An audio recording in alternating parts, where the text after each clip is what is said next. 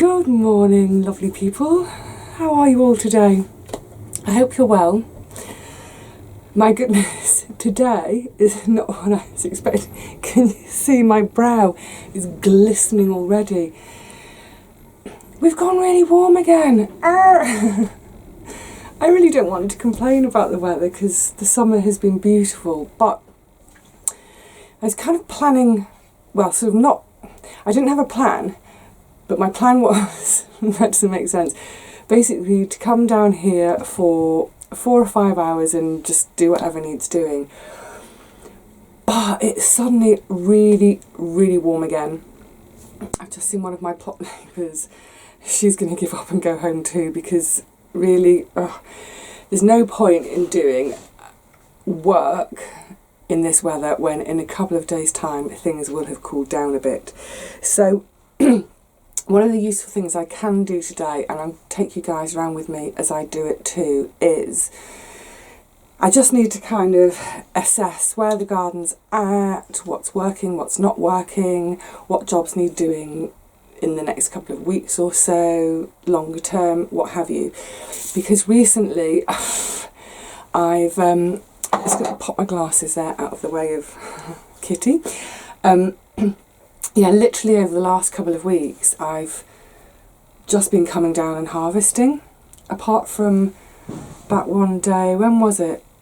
A week and a half or so ago, a couple of videos back when I deadheading and taking out the sad leaves. Since then I haven't done anything, so I haven't re-sowed under where the squash were.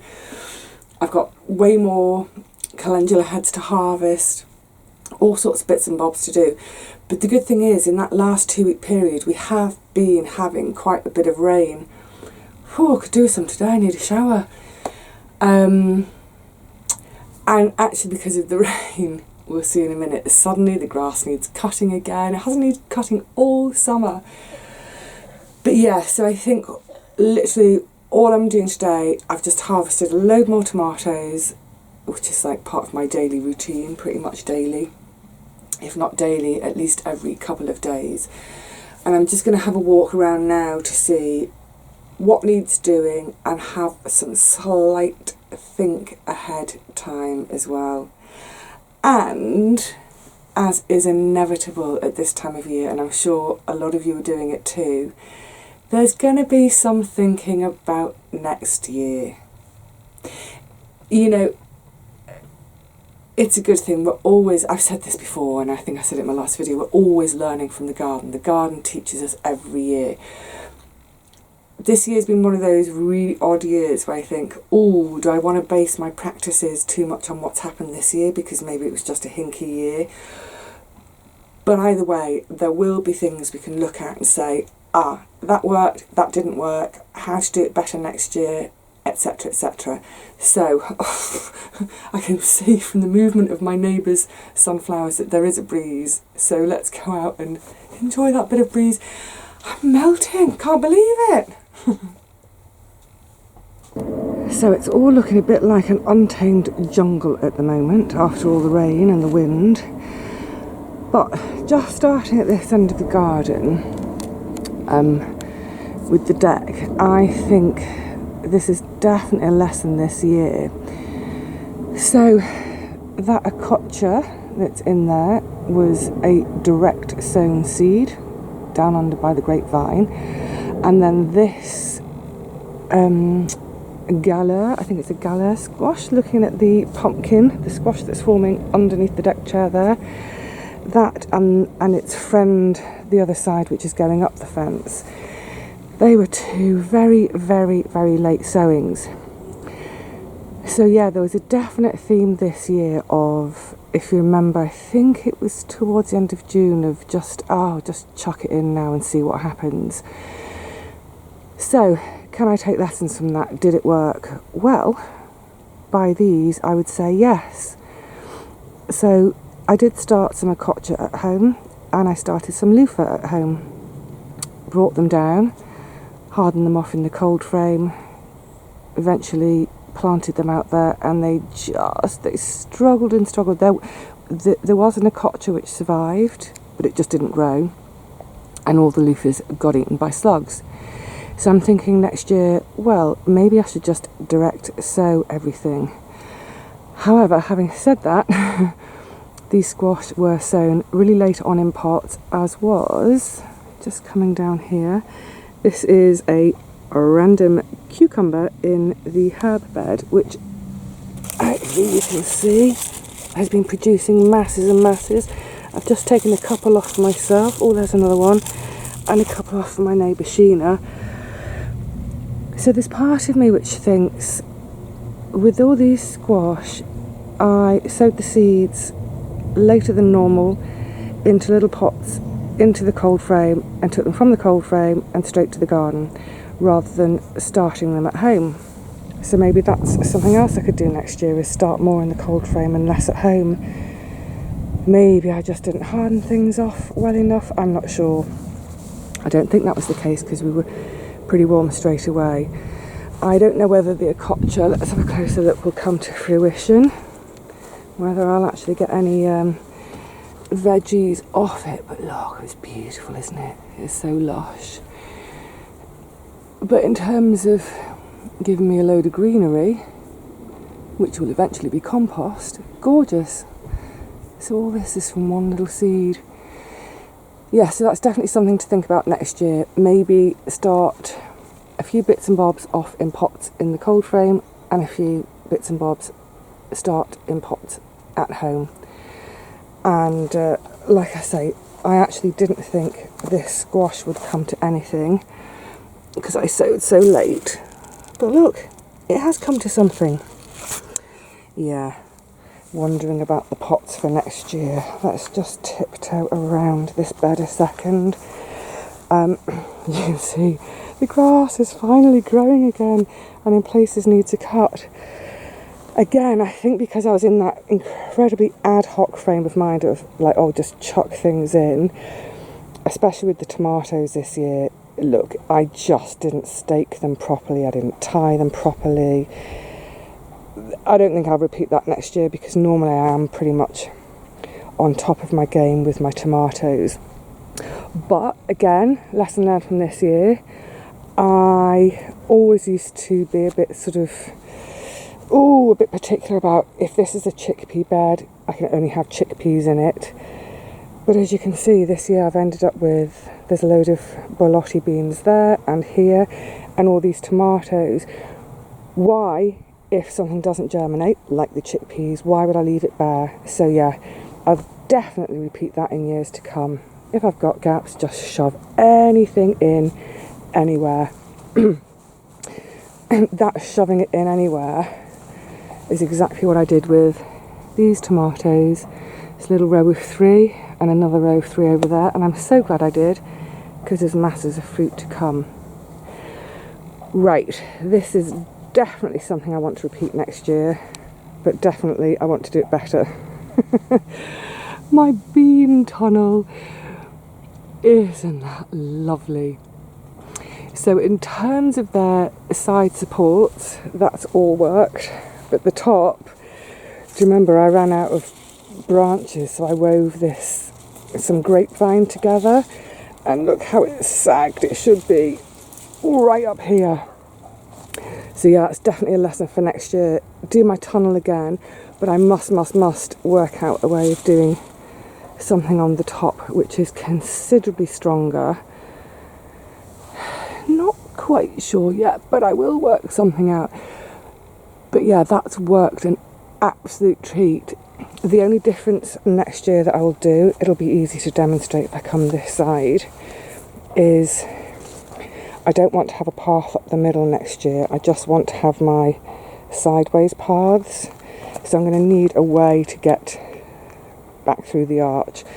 So instead of building, let me show you, sort of one long tunnel, there will be sort of 3 or 4 shorter sections, but there'll be a gap in the middle so I can actually walk through still, and then that will free up this space that I've got in the middle of the bed, which is currently a path.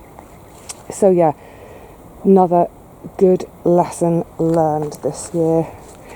I think the other thing with the bean arches, in trying to learn from this year, is Have the beans struggled because it's been hot and dry? That's probably a large part of it. But maybe when I come to do it next year, where I do my planting here in the edges, maybe over the winter and early spring, I can dig little mini trenches at the sides to get a load of compost into, and then maybe that will help them. We'll give it a go anyway. Definitely going to repeat this idea next year because it has given me loads more space by going vertical. Loads more space.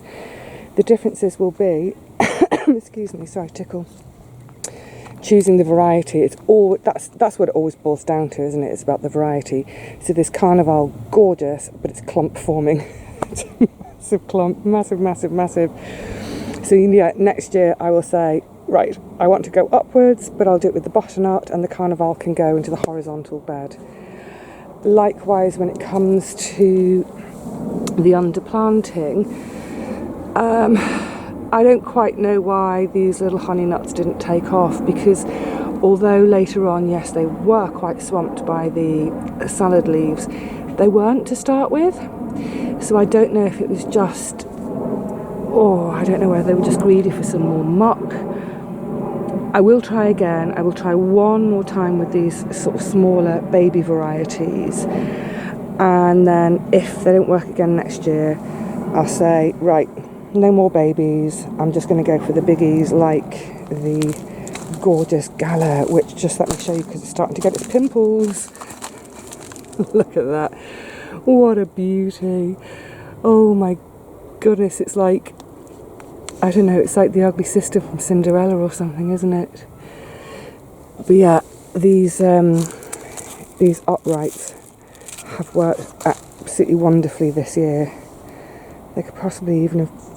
Actually, and that's another thing to learn from this year, is tying them in. I think I wasn't sort of on the ball with tying them in as I could have been. So next year, try to be more on the ball. But yeah, this Gala, sorry, not Gala, this carnival in this bed was obviously a mistake. Oh, that made me jump.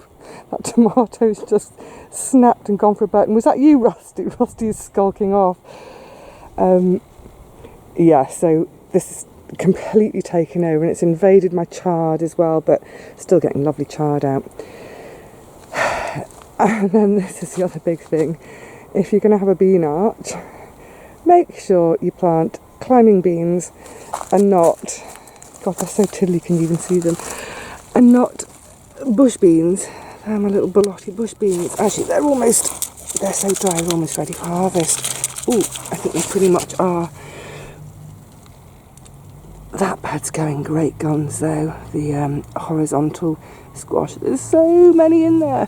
Fabulous. Yeah, so I think I'm definitely looking at doing bean arches again, and these teepees for growing the squash vertically to give myself loads more space underneath. What worked well underneath? The spinach, lettuce, chard worked really well. The rocket got swamped, but that's obviously because of how the carnival's grown, and I think if I'd had a more climbing variety, I would have been alright for the rocket underneath. That's beetroot, that worked really well. The lentils at the far end, not so good. I think they needed much more space and more light, so they need to get a bed of their own next year. But that's what I mean about we're always learning. This bed, I now have no idea what's in here. It's a mixture of cucumbers. There are peppers in here, yay! But I did end up planting so many random things, and well, I'll know what they are come harvest time, once the foliage starts dying back.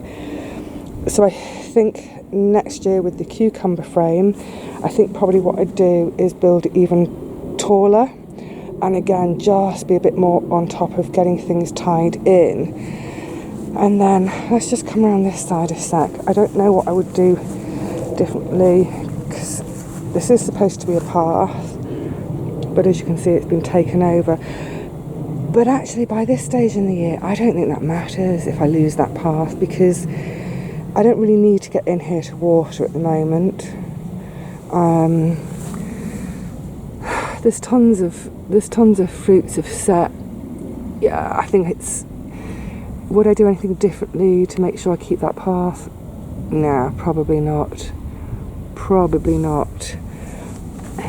And I think in this bed, I need to put some bigger nets on cabbages. I don't think there's anything particularly different I do with this. Oh no, there is with the carrots. I'm going to try next year, please remind me. I'm going to try the technique of sowing them and then putting the plank on the top to keep it dark and damp, and then keep checking each day, well after about 10 days, and the first signs of germination take the plank off, because apparently that can help retaining the moisture, because that was, I think, the big problem with getting the carrots to germinate this year, was that total lack of moisture. But otherwise, I think the way I do this bed is kind of tried and tested over the last 3 or 4 years, and it seems to work fine. Likewise the squash and the tomato bed. Obviously, in an ideal world, these would all have been tied and staked better. But again, I think I got a bit kind of laissez-faire about everything this year. I was sort of like, oh, I don't know what it is, just let it grow, stick it in, no idea, see what happens. So the garden is probably not quite as neat this year as I would have it in previous years, but stuff the neatness is feeding me. I've still got a few more tomatoes to pick today. Yeah,